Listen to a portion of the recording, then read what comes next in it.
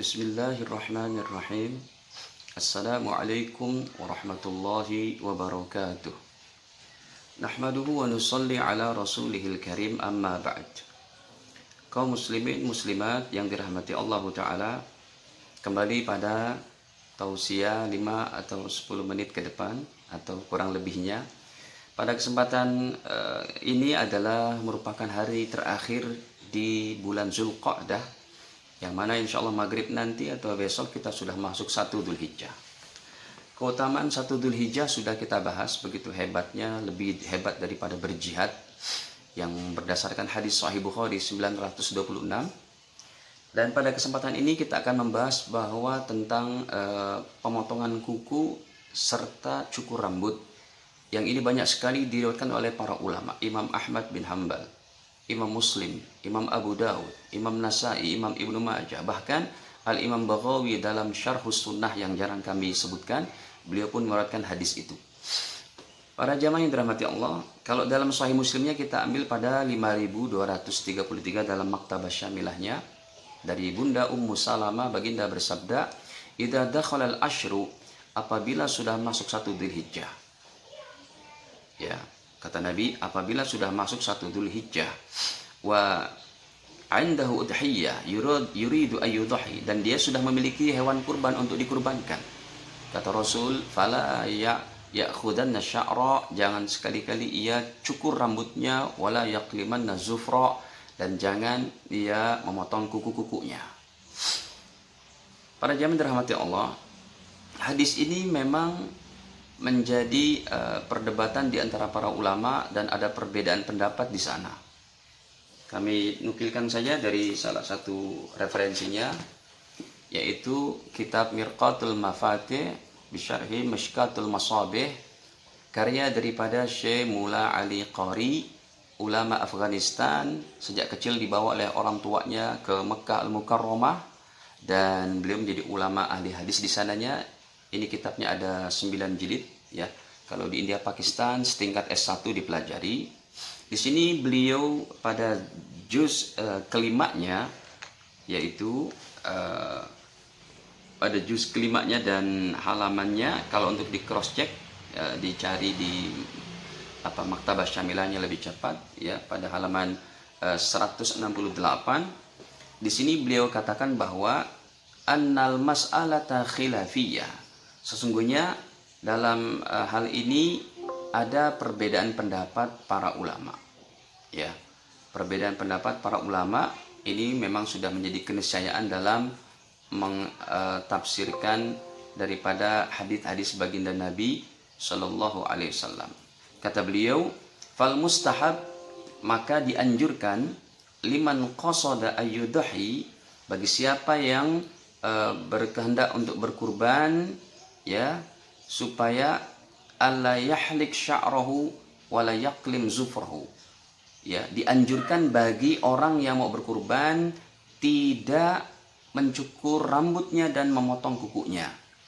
Kata beliau, ini adalah inda Malik wa Syafi'i, ini menurut Imam Malik dan Al-Imam Asy-Syafi'i. Imam Malik dan Imam Syafi'i memang guru dan murid, dan mereka berdua ini memang merupakan salah satu daripada keduanya merupakan ulama salafus soleh. Imam Malik sendiri lahir 93 Hijriah, Imam Syafi'i lahir 150 Hijriah. Kaum muslimin muslimat yang dirahmati Allah, jadi menurut Imam Malik dan Imam Syafi'i hukumnya makruh, tidak sampai haram. Wa qala Abu Hanifah, sedangkan Imam Abu Hanifah, ya, Nu'man bin Sabit, ya, beliau katakan bahwa huwa mubah wala yukrah wala yustahab. Kata Imam Abu Hanifah, ini hukumnya mubah, nggak dimakruhkan, nggak dianjurkan juga, boleh-boleh saja. Sedangkan waqala Ahmad, sedangkan Imam Ahmad berfatwa bitahrimihi, yaitu kata Imam Ahmad hukumnya haram. Imam Ahmad yang mengatakan hukum haram ini kebanyakan dipakai oleh ulama-ulama di Saudi Arabia, ya, ataupun murid-murid mereka yang pulang dari belajar Saudi Arabia mesti berfatwanya hukumnya haram. Para jamaah yang dirahmati Allah Ta'ala, jadi menurut Al-Muftabihi yang diamalkan di Indonesia sebagai Asy-Syafi'iyah, maka hukumnya adalah hukumnya makruh dalam hal ini. Bahkan kami bawakan lagi satu cuplikannya daripada kitab-kitab para ulama terdahulu. Ya, kita bawakan hikmahnya apa sih? Kita bawakan dalam kitabnya Imam Nawawi Majmu' Syarh Muhadzab. Kalau yang tadi ini ada 9 jilid, kalau ini ada yang 20 jilid, ada yang 22 jilid, bahkan ada yang 30 jilid dengan pensyarahan para doktor di Timur Tengah sana, ya. Nah, Imam Nawawi sebagai ulama karismatik wafat 676 Hijriah. Beliau jelaskan pada jilid ke-8-nya pada halaman 392. Di sini beliau katakan bahwa qala ashabuna, berkata para sahabat-sahabat kami yaitu ulama Syafi'iyah, apa sih sebenarnya al-hikmah? Hikmahnya itu apa? Finnahi, apa itu hikmahnya dari pelarangan ini? Beliau katakan ayyabqa kamilal ajza liyu'tak minan nar, supaya ia sempurna dari ujung rambut sampai ujung kaki, ya, supaya jangan dibuang dulu sebelum hewan disembelih, ya. Disempurnanya apa? Sempurna dimerdekakan dari api neraka. Sebab kalau belum disembelih kemudian dicukur-cukur dan dipotong kuku, berarti kan ini belum ada jaminan sudah dibuang, ya. Itu hikmahnya diantaranya. Kaum muslimin muslimat yang dirahmati Allah Ta'ala, kemudian ada lagi pendapat, kalau tadi memang yang dicukur adalah kuku serta daripada rambut kita. Ada ulama mutaakhirin juga, bahkan beliau adalah dulunya ahli hadis Indonesia, dan beliau dulunya adalah imam besar Masjid Istiqlal yang terkenal, Kiai Haji Ali Mustafa Yaqub. Dalam kitab beliau namanya At-Turuqus Shahihah fi fahmi sunnatin nabawiyah.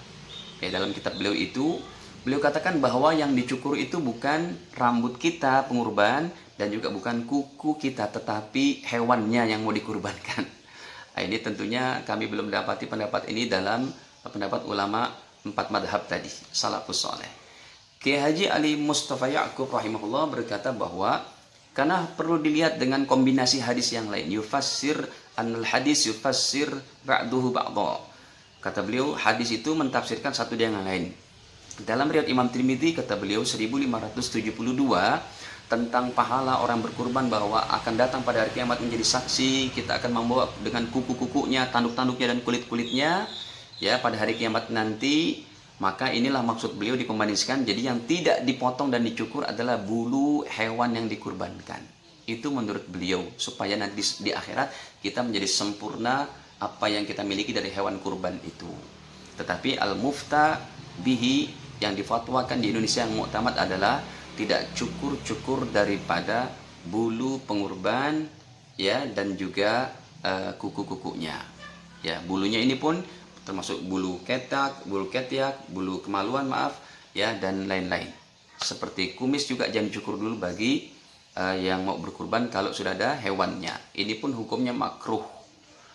Kaum muslimin muslimat yang dirahmati Allah, satu lagi, bahwa yang tidak bercukur itu bukan seluruh anggota keluarga. Seumpamanya ada satu kepala keluarga berkurban satu kambing, kemudian diniatkan pahalanya juga untuk keluarga. Bismillah, Allahumma taqabbal minni wa ailati, ya Allah terimalah kurban ini dari saya dan keluarga. Maka yang tidak bercukur saat itu dianjurkan adalah sang kepala keluarga saja, bukan seluruhnya. Semoga bisa dipahami permasalahan ini, dan kita sambut 10 pertama Dzulhijjah dengan semangat ibadah, ya, dan jangan lupa juga untuk tetap menjaga amalan harian kita. Semoga Allah Ta'ala berikan kebaikan kepada kami, kepada jamaah, kepada kaum muslimin semuanya.